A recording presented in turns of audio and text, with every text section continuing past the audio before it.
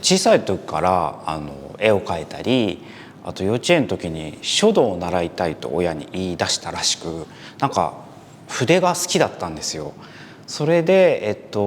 ずっと小さい時を描いていて、でちょうど高校に入学した時に今後の進路ですね、その時になんかどうしようみたいな、そんなに頭のいい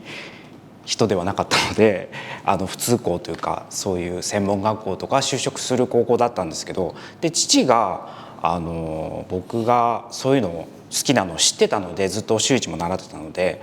そういう九谷焼の学校があると教えてくれたんですよ。なんかそういう筆を持ってやってる仕事が向いてるんじゃないかと。両親はサラリーマンだったので、何か好きなことをさせたかったのか、そういうふうにその勧めで高校の時に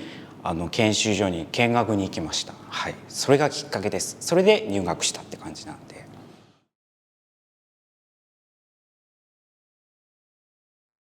全く焼き物とか九谷焼には興味がなかったんですよ。なんか高校の時に学校に見学に行った時に、皆さん粘土でろくろをしてたり筆で絵を描いてたんで、単純にすごく楽しそうだなというか、ずっと美術の時間が続いてるみたいな感じですごく刺激的でしたね。はい。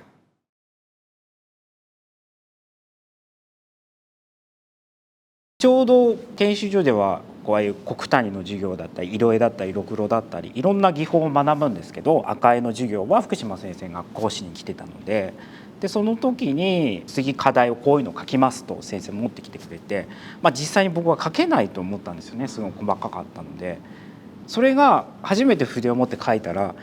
意外と書けたんですよね。自分が思ってる以上に筆がお習字で持ってたせいか、筆で書くことに抵抗がなかったので、意外と綺麗に書けたので嬉しくてハマってしまった。その先生のところに習いに行ってた時は週に2回なんで、もちろん収入もないですし、アルバイトをしながらその10年間は本当に両親のおかげです。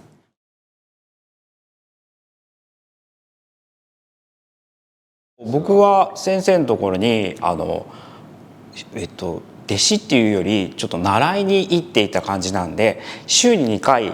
赤絵を習いに行ってたんですけど、ちょっと昔の写しを描いて見ていただくみたいな感じで、そこから僕はいずれ自分の家の片山津の方で加賀市ですね、いずれ工房を持って活動するわけなんで、何か自分のものをきっと作らないと、両親もサラリーマンですし、なんかそういう代々のそういう画風とかもないですし、何か自分のカラーのものを作らないときっと皆さんに知っていただけないなって気持ちがあったんですよ。でそれでせっかくだとその細かい赤絵の技法を使って、それだったら自分が描きたいとかかっこいいと思うものを描こうと思ったのがきっかけですね。そうです。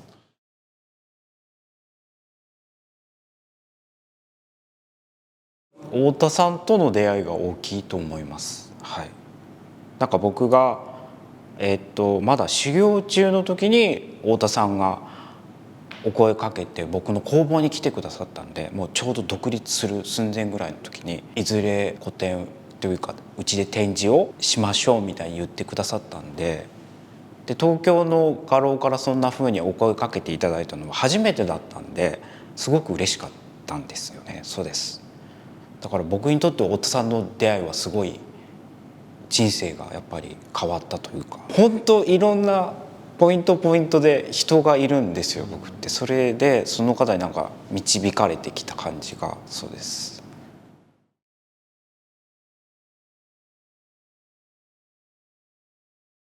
20代の時に一度ヨーロッパの方に旅行に行ったんですよ。その時に建築物とか、天井画とかを見て、単純にすごい綺麗だなとかで面白い模様だなみたいな。でそれを何か描いたらっていうか、自分なりに表現したら面白いかなと思ってできたのが一番最初の大皿の天井画みたいな感じの作品です。描いてるその制作してる時は筆持ってない時もなんか頭の中にありますね。今作ってる作品はどうしようどうしようみたいな。きっとパーツはきっといろいろ海外とかいろんな本を見たりのが頭の中にあるとは思うんですよ。僕は下書きをちょっと描かない作家なもので、頭の中でなんか雰囲気を作るんですよ。でそれでこの大皿に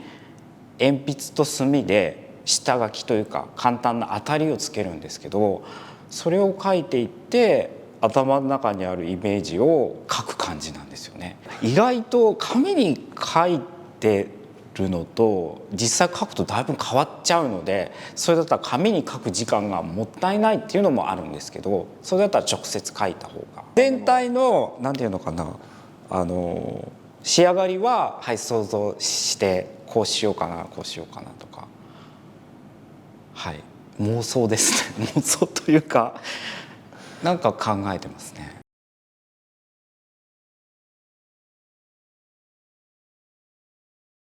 真ん中から一応描くんですけど、最初はお皿の文様のアウトラインというか重要な線を描いていくんですよね。でもちろん描きながらすごく変わるんですよ。やっぱりカーブもあるので、見た感じでちょっと遠目で見る感覚を大切にしているので、ところどころでスマホで撮って見るんですよ。最初描いてると近くしか見てないので、それでだんだん変わっていって、最初アウトラインで一度焼き付けます。でそれを仮焼きみたいなのするんですよ。それを窯から出してもう一度また描いていくんですけど、その時にちょっとイメージが違うと思って消すことが可能なんですね。焼かない限りは絵の具が定着しないので、ただそのアウトラインだけが定着して残ってるので、そこからまたアレンジも効くので、それで10回ぐらい描いて焼いて描いて焼いてで、そうです、完成します。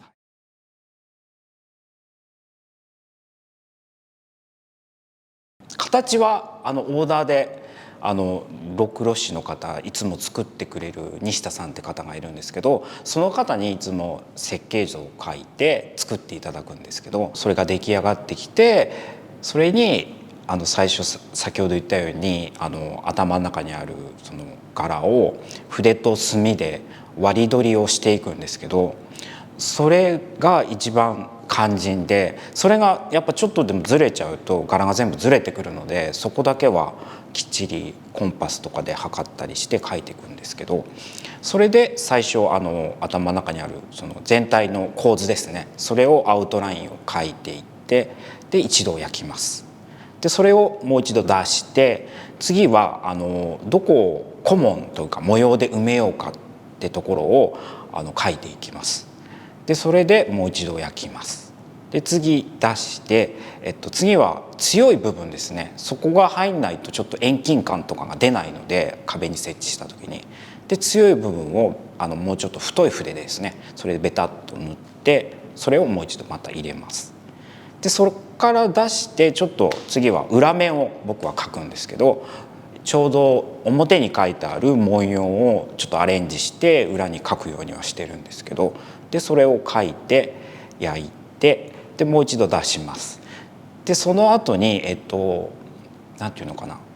薄いぼかしというか、僕らでいうとダミっていうんですけど、コモンを描いた上に同じ絵の具で水分量を多くして薄くするんですよね。濃淡をつけるというか、それでもっと遠近感を出していくというか、でそれでもう一度焼きます。で最後に金ですね。金彩だけはちょっと温度が違うのでもっと低いんですけど、最後その金彩をして焼く感じですね。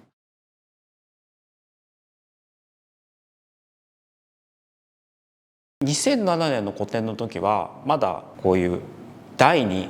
置くっていう展示だったんですけど、でこの後に金沢21世紀美術館の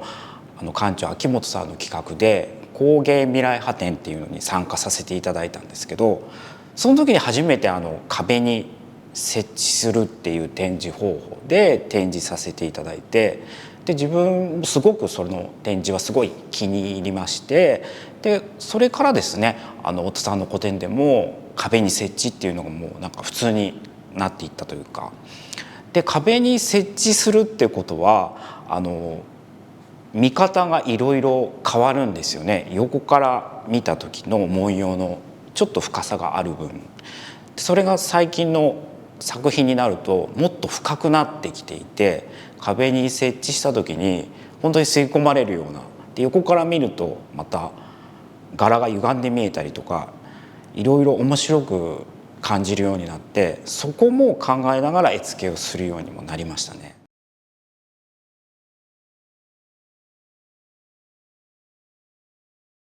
これは2007年僕が独立した年ぐらいに太田ファインアーツさんで個展をさせていただいた時に出品した作品なんですけど、この時はやっぱりまだ30ちょっとぐらいなのかな、20代に見たそのヨーロッパの天井画とかの影響で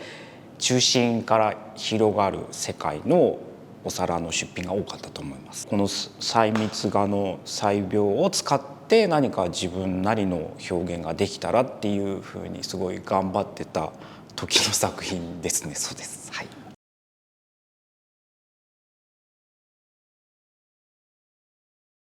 感覚なんですよね。この作品も途中まではそのまま広がる予定だったんですけど、いっぺん逆右にしてずらしたら面白いなっていう感覚で外側にずれてったんですよね。そうですそうです。でちょうどここから逆向きになってるんで、これも感覚でなんか逆にしたらねじった感じで面白いかなという。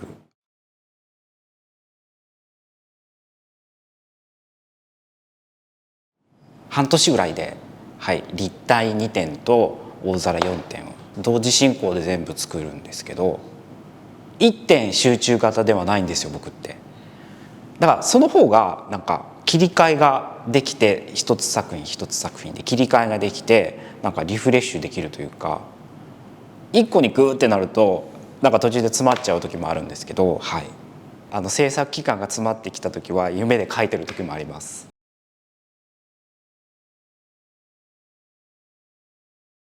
もちろんお皿もずっとまた形を変形して作ってもカットしてありますけど、それもありますし、あと去年立体を初めて作ったんですけど、オブジェというか用途のない、それもまたいろんな形で展開できればなとは思っています。